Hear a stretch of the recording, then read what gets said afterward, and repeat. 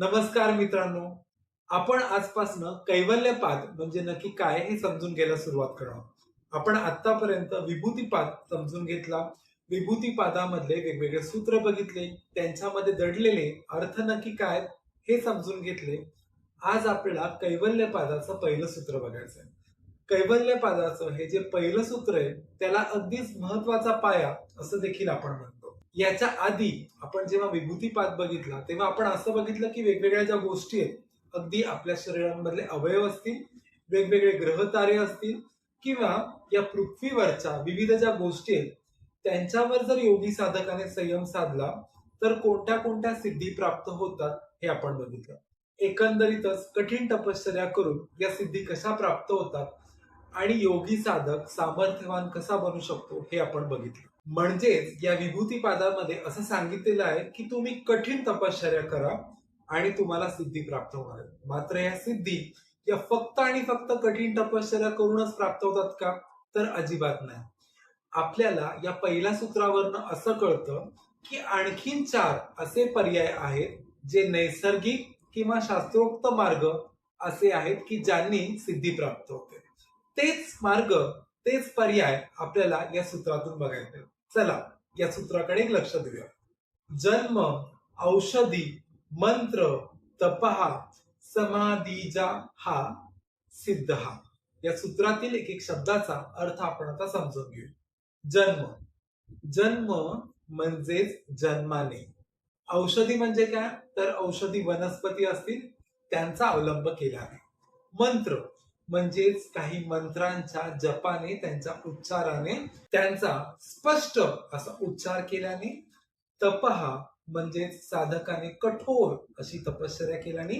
समाधीजाहा म्हणजेच समाधीच्या अवस्थेतून निर्माण होणारी.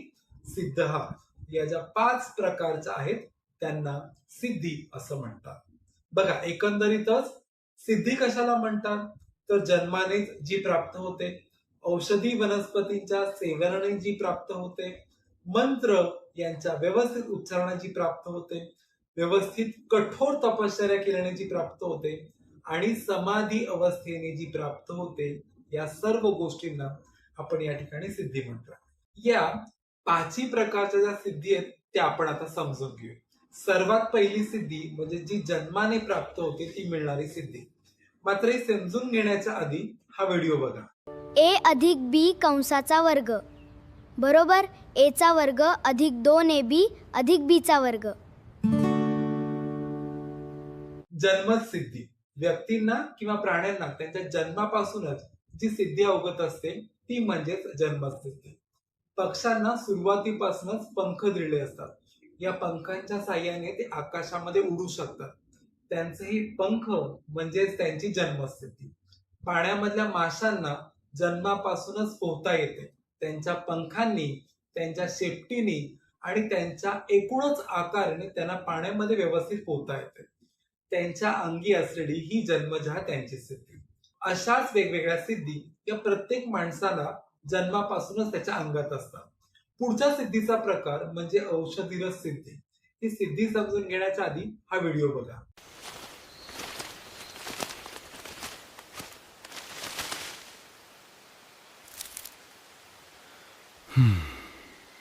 सिद्धींचा दुसरा प्रकार म्हणजेच औषधीरस सिद्धी.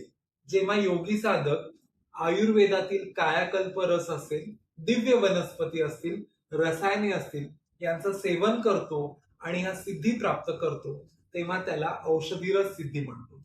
तुम्हाला रामायणातलं उदाहरण माहिती असेल, जेव्हा लक्ष्मणजी मूर्छित होतात त्यांना पुनर्जीवित करण्यासाठी हनुमानजी द्रोणागिरी पर्वत आपल्या हातांवरती उचलून आणतात आणि त्या पर्वतावरची संजीवनी जडीबुटी या लक्ष्मणाला पुन्हा मूर्छित अवस्थेतून जाग करते. हे जाग करण्यातूनच त्यांना जी सिद्धी प्राप्त झाली ती म्हणजेच औषधीरस सिद्धी. तशीच सिद्धी आपल्याला या ठिकाणी प्राप्त होणार. पुढचा सिद्धीचा प्रकार म्हणजेच मंत्रच सिद्धी. मात्र हा प्रकार समजून घेण्याच्या आधी हा व्हिडिओ बघूया. ओम ओम ओम ओम. सिद्धींचा तिसरा प्रकार म्हणजेच मंत्रज सिद्धी. विशिष्ट ध्वनिलहरींचा शास्त्रोक्त पद्धतीने विशिष्ट असा जप करणं म्हणजेच मंत्रसिद्धी. आपण ह्याच्यामध्ये ओंकारचा उच्चार, प्रणव जप करू शकतो. या मंत्रांचा उच्चार केल्याने विशिष्ट देवतांना किंवा सूक्ष्म अशा साक्षात्काराला आपण बोलावू शकतो. त्यांच्याकडून जी सिद्धी आपल्याला मिळणार आहे ती म्हणजेच मंत्रसिद्धी. पुढच्या सिद्धीचा प्रकार म्हणजेच तपोज सिद्धी. मात्र ही सिद्धी समजून घेण्यापूर्वी हा व्हिडिओ एकदा बघूया. ओम नमः शिवाय. ओम नमः शिवाय. ओम नमः शिवाय. ओम नमः शिवाय. सिद्धींचा चौथा प्रकार म्हणजेच तपोज सिद्धी. आपलं जे मन आहे, आपलं जे शरीर आहे, आपले जे सर्व इंद्रिये यांना कडक अशी साधना, कडक असे नियम घालून जो इथे आपण तप करणार आहोत त्यांनी जी सिद्धी प्राप्त होणार आहे ती सिद्धी म्हणजेच तपोज सिद्धी. या ठिकाणी हा योगी साधक आहे, तो पूर्णपणे कडक अशी तपश्चर्या करतो, तो उपास तपास करतोय. तो या ठिकाणी ऊन, वारा, पाऊस यांच्या कोणत्याच तमा न बाळगता फक्त आणि फक्त आपल्या तपाकडे लक्ष देतोय. या तपाच्या अंती जी प्राप्त होणार आहे ती म्हणजेच तपोज सिद्धी. आपण यापुढे समाधीज सिद्धी म्हणजे नक्की काय बघणार आहोत. मात्र हे बघण्यापूर्वी हा व्हिडिओ एकदा बघूया.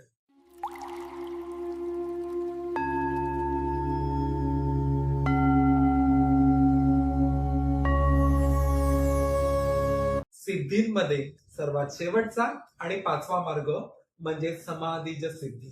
सिद्धींमध्ये असलेला सर्वोच्च, स्थायी आणि शुद्ध असा मार्ग म्हणजे हा समाधीचा मार्ग. समाधी आपण योगी साधकाला ध्यान, धारणा आणि समाधी या तिन्हींच्या माध्यमातून संयम केल्याने प्राप्त होणारा जो सिद्धीचा मार्ग आहे तो म्हणजेच हा समाधीचा मार्ग. आपण जे पहिले 4 मार्ग बघितले म्हणजे जन्माने मिळणारी सिद्धी, औषधी वनस्पतींच्या द्वारे मिळणारी सिद्धी, मंत्रोच्चाराने मिळणारी सिद्धी आणि तपाने मिळणारी सिद्धी, हे जे 4ही सिद्धी मार्ग आहेत ते कुठेतरी योगी साधकाला गर्व करण्याचा प्रयत्न करतात, त्याला अधःपतनाकडे नेत असतात. मात्र जो सिद्धीचा 5वा मार्ग आहे तो कुठे स्थायी आणि सर्वोच्च आणि एकदम अंतिम असा मार्ग या ठिकाणी म्हणतात.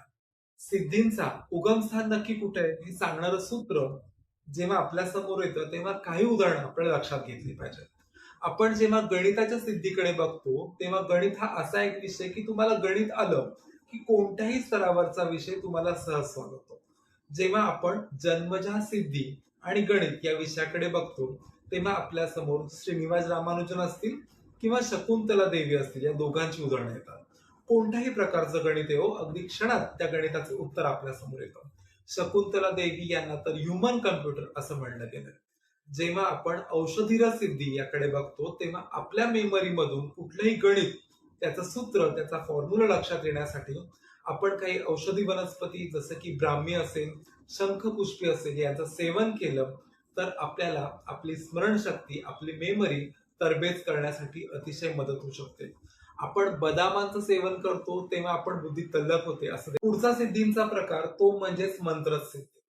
आपण लहानपणी जेव्हा पाढे पाठ करायचो तेव्हा वर्गातल्या सर्वच मुलांबरोबर आपण एकत्र म्हणायचो बे एके बे, बे दुणे 4, बे त्रिक 6 या उच्चाराने आपल्याला हा बेचा पाढा पाठवायचा.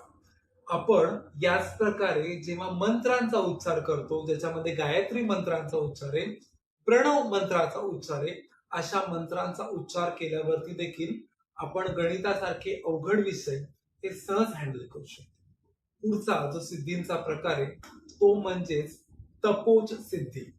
जेव्हा आपण अगदी कठीण तपश्चर्या म्हणजे परीक्षेच्या काळामध्ये कुठल्याही प्रकारची यांत्रिक उपकरणं त्यांना हातच लावायचा नाहीये, आपण 12-12, 14 तास अगदी आपल्या समोर पुस्तक ठेवलंय, त्याच्यातला एक एक शब्द आपण समजून घेतलाय आणि हे सर्व करत असताना आपण आपल्या जवळ मोबाईल किंवा अन्य डिस्टर्बन्स करणारी कोणतीही यांत्रिक उपकरणं ठेवली नाहीत, आपला अभ्यास सहज होणार आहे. हा झाला तपज सिद्धीचा प्रकार. आणि शेवटचा सिद्धीचा प्रकार म्हणजे समाधीज सिद्धी. आपण एकंदरीतच आपल्या मनावरती ताबा मिळवायचा आहे, आपलं चित्त एकदम स्थिर करायचंय. आपण गणित या विषयावरती संयम साधायचा आहे. हे सर्व करून आपल्याला ते गणित अगदी आपोआप यायला सुरुवात होणार आहे. आपल्याला ते गणित येण्यापासून कोणीच रोखू शकत नाही. हा म्हणजेच समाधी सिद्धीचा प्रकार. आज आपण कैवल्यपादातलं पहिलं सूत्र बघितलं. त्याच्यामध्ये आपण सिद्धींचे प्रकार नक्की काय आहेत हे बघितलं. अजून आपल्याला या सिद्धी म्हणजे नक्की काय आहेत, त्यांच्यामध्ये कुठलं रहस्य दडलेले आहे का, एकंदरीतच संपूर्ण कैवल्यपाद आपल्याला समजून घ्यायचा आहे. हा कैवल्यपाद समजून घेण्यासाठी, त्यातली सूत्र समजून घेण्यासाठी मी ती तयार केल्यावर लगेचच तुमच्यापर्यंत पोहोचण्यासाठी तुम्हाला हा चॅनल सबस्क्राईब करायचा आहे. आवडला असेल तर लाईक करायचंय. तुमचे मूल्यवान प्रश्न, तुमच्या महत्वाच्या कमेंट्स काही असतील तर त्यासाठी कमेंट बॉक्स खुला आहे. लवकरच भेटूया कैवल्यपादातील दुसऱ्या सूत्रासह. तोपर्यंत धन्यवाद.